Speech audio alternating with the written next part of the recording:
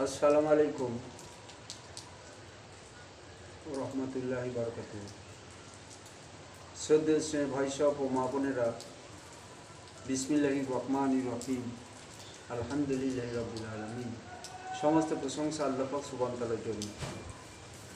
তাই এখন আমাদের ভিডিওতে যে বেলহাবসি রাজার জীবনী কথা বলা হচ্ছিল, তার পরবর্তী অংশ হলো এইটা।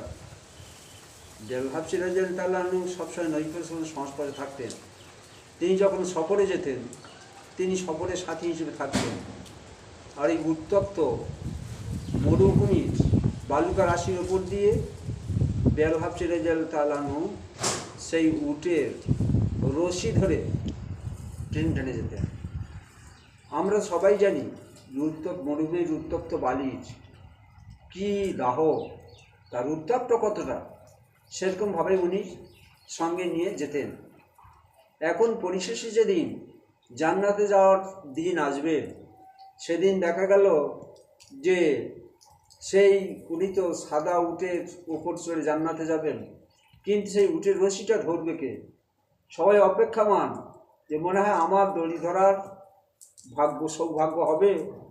কিন্তু সেদিনটি রায় হলো, আল্লাহ নবী বললেন যে বেলাল চলে এসো, তুমি রশি ধরবে, আর যে রশিটা ধরে নিয়ে যাবে সে কিন্তু আগে গন্তব্যস্থানে পৌঁছাবে।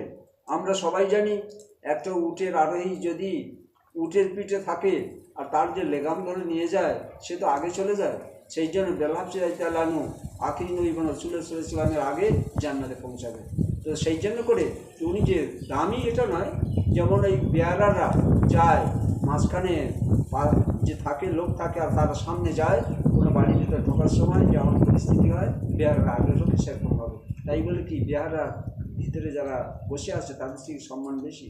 সেই জন্য আমরা সবাই ফিকির করব একজন মেহনতকারী বেলহাবসি কোথা থেকে কোথায় চলে গেল।